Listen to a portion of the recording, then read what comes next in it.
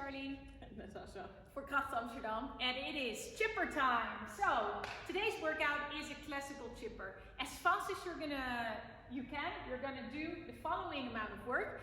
And the idea behind this is that when you finish a movement, you like chip it away, it's not coming back anymore.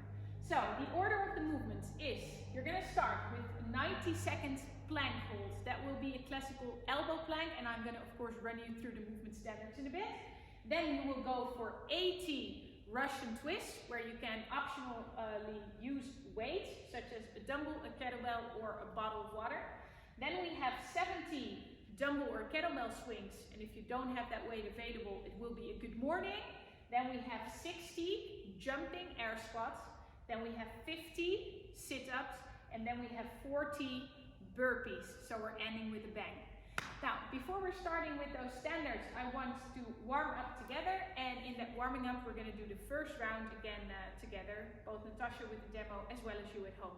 So, we're gonna start off with 14 back step lunges. You're gonna take a step backwards, you're gonna let your back knee come on the floor, and then you step forward again. If you want to, you can hover a bit above the floor to not get any bruised knees, and you'll just try to stay as upright as possible with your body. And if in the next rounds it feels easy, feel free to hold the weight in the goblet position. After 14 of these, we go for 18 times gymnastic swimming. So you're going to be on the floor, and you're going to be bringing your hands. You're going to be bringing your hands from the front in a back extension position to the back, and then back to the front. So that back extension is going to make sure that you get a good amount of tension on your posterior chain, activating the hamstrings, mostly the glutes as well as the erectors. And then you're just going to work on that shoulder strength and mobility by making a bit of like a breaststroke movement, although it's not exactly the same, swimmers know. But what it does is that it really activates your scap swell, that is kind of the area in between your shoulder blades, because you will naturally pull it together doing this movement. And we will do 18 of these, followed by 22 bicep curls. And for the bicep curl, you can use 2 bottles, which Natasha will demo, 1 per hand, or you can hold like a dumbbell. And what you're going to do in a neutral standing position is curling the weight towards your shoulders. Go up a bit faster, down a bit more controlled. And then we'll do this for 22 repetitions, giving a bit of a burning feeling in that top bicep part of your arm. This is the movement you want to do before going to the beach, right? For the true bicep pump. It's not something we do so often because it's such an isolated movement, but it's a great contribution to the pulling muscles of our body. And after 22 repetitions, you're going to perform this for another 2 rounds of 14 back step lunges, 18 times that gymnastic swimming movement, and then another 22 bicep curls. 2 more rounds, but before you start, quickly press pause.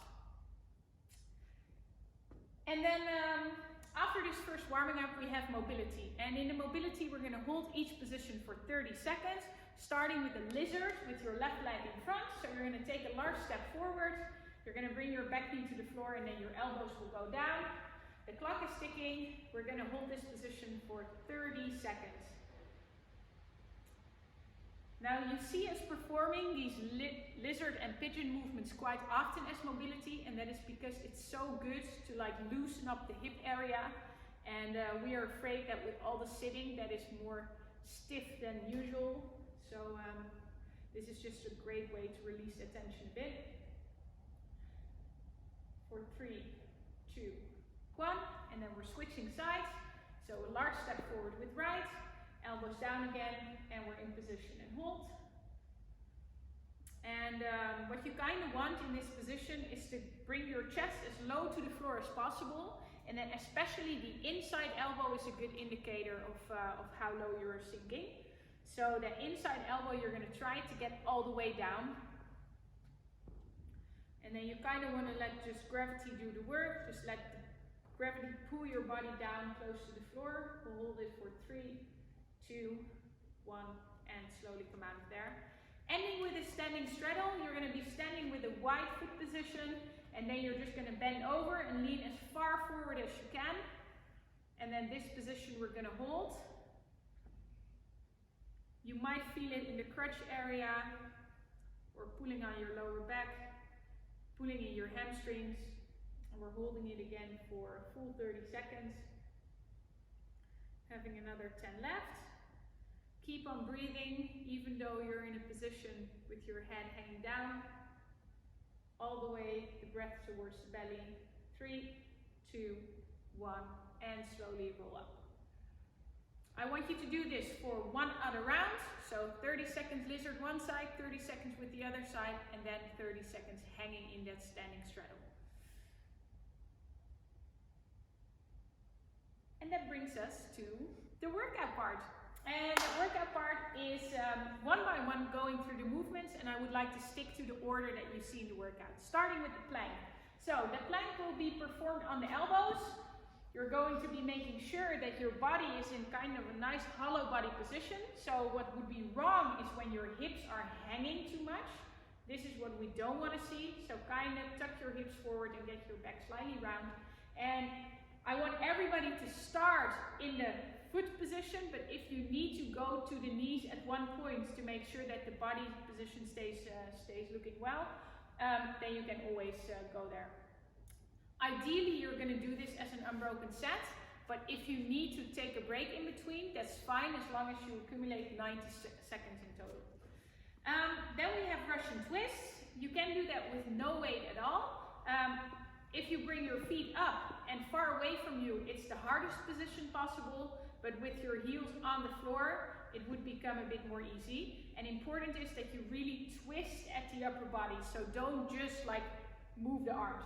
If you have a weight available, that could be a bottle, a kettlebell, or a dumbbell, you can use that to go from left to right.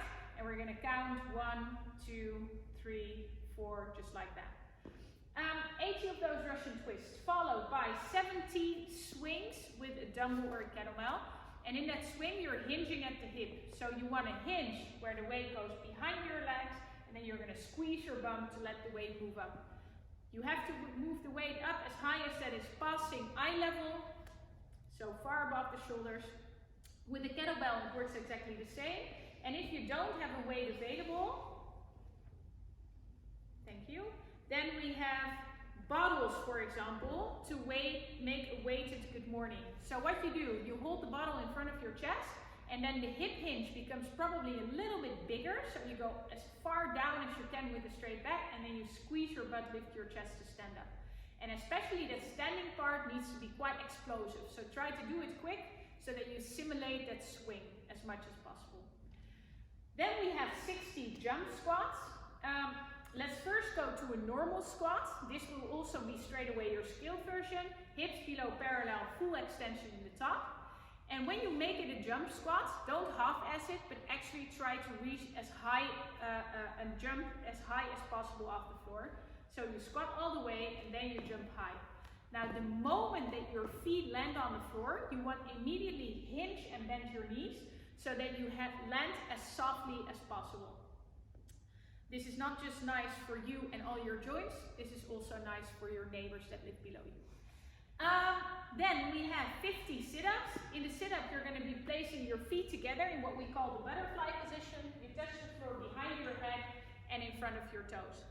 Now for the people that want to have a bit of support, like with an ab mat, but you might not have that available at home, just roll up a towel and use that by placing it in your lower back. Lastly, if you are in the category of people that gets kind of a shaved bum, you can also on the floor bring your feet up and just reach up towards the toes. This will make sure that you don't have too much friction in that area. Yeah?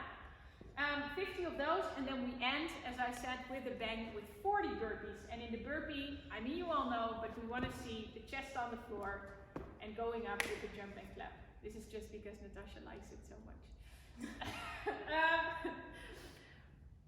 So, if you are more of a beginning athlete, please consider to scale down the volume. So how you can do that is just by taking 10 reps off of each movement. So you would start with 90 seconds plank, then you go for 70 Russian twists, then for 60 swings, etc. until you end with 30 burpees instead of 40. But if you feel like you can handle this volume with keeping a faster pace and the intensity high, then please go for the full amount. I want to wish you good luck, have fun, And enjoy. bye guys. Bye-bye.